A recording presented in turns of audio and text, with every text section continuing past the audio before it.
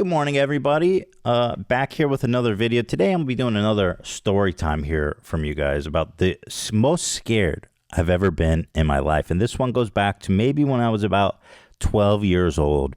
I was living at home, obviously, with my parents and my brother. We lived in like a nice, normal neighborhood, very suburban. And, as a kid, I was always very scared of things. I would ride my bike and all my friends were kind of daredevils. They would take these huge jumps and I thought it was so cool, but I was just scared of getting hurt. And then I often wouldn't take the chance to do these things. I was just meek, I spent a lot of my time indoors playing video games. I don't know for what reason, but I wasn't much of a risk taker. And in general, I was scared. I was scared of the dark. I was always scared of getting robbed. That was my biggest fear. I had this intense phobia that someone was going to break into our house. And I don't know why. Maybe it was because my dad was so obsessive about locking the doors at night. I think my dad had some kind of trauma because when he was a kid, his house was broken into when they were all there. That is scary. And I think my dad told me that story. And every night before bed, he would go and he would lock the doors. He would go methodically to each window and every door, lock, close, blah. And so, by the way, and that's something that I still do to this day. So thanks, Dad, for the neuroticism. But yeah, so I think something about that made me scared. It should make me feel safe, but I was always like, someone's going to break into our house when we're there and it's going to scare. It's just going to be horrible. And I would have thoughts like they're going to tie us up, the whole family. They're going to, they're going to hurt us and all these crazy fantasies. Maybe I'm not the only one, but I used to think about that a lot when I was lying in bed at night. I couldn't sleep. 2 a.m., pitch black, quiet. You could hear a pin drop. And in the night, when I was sitting there, little 12-year-old Ethan, I would just listen, right, for anything. I was just my senses were razor sharp because I was just scared. I was begging and listening for any sound to perk up my senses. There was always something, right? There was always the sound of, a squeak, a rattle, a footstep, tense up. And then the most intense fantasies of my family being hogtied, and et cetera, et cetera. Well, one night, I swear I heard like crackling, rustling, talking. I heard chatter. I heard, the lock being picked. I could hear that, and I was way too scared to even get out of bed. I was just like, I can't move. I'm petrified. I'm so scared. You guys don't understand. It's funny because I never told my parents about any of this stuff, but I was so scared. And I would hear, and I started to hear footsteps, voices, and I would just lay there. And I would lay there for hours, just listening.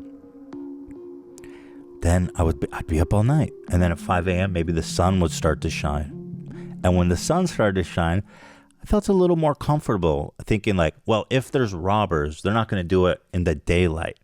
So usually when the daylight came, when it started to crack, and I could hear like construction vehicles, because, we lived next to a big tract of houses that was being built over many years. So I would hear the construction vehicle start and I would think to myself, okay, we're not being robbed. There's nobody here, right?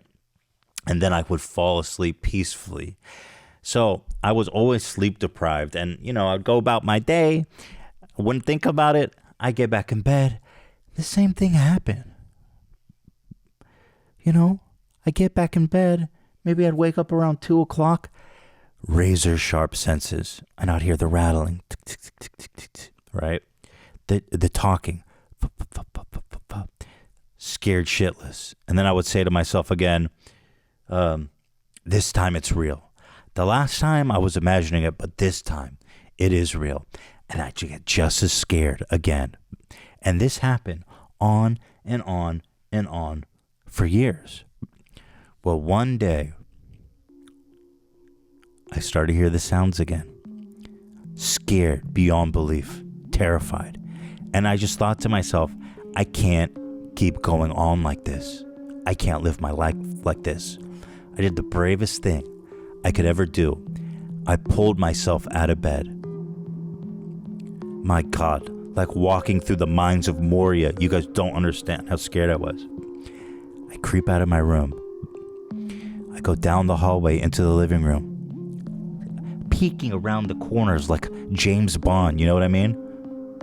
What's that? I don't hear anything. Creeping into I'm even looking in closets, you know? You know how scary that is? Opening a dark closet, you look inside. Nothing was there. Turn on the light. Nothing there but cereal. Go in the living room. Our living room was like, there was glass all over the place, like a fun house. Scary as heck. Go in there, look around. Nothing was there. Look out in the front yard. Pitch black. Street lights. It's all quiet.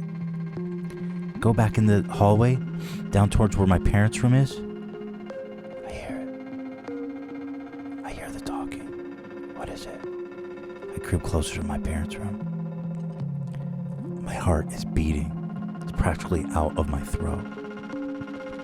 I walk up to my parents' room. I start listening. What is that? I start to hear the sound.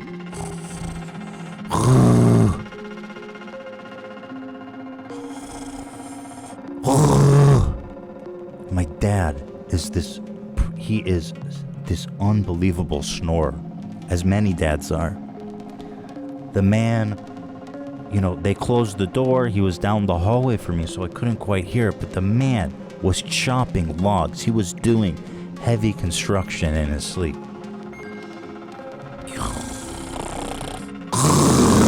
I don't know how my dear mother ever lived through that. How my mom lived through that is a mystery to this day. I start listening.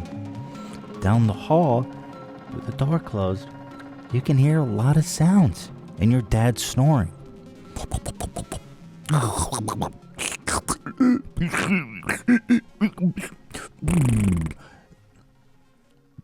These years of lost sleep, laying there in terror, I realized in that moment it crystallized, was my own dad snoring louder than Niagara Falls during high winter, spring.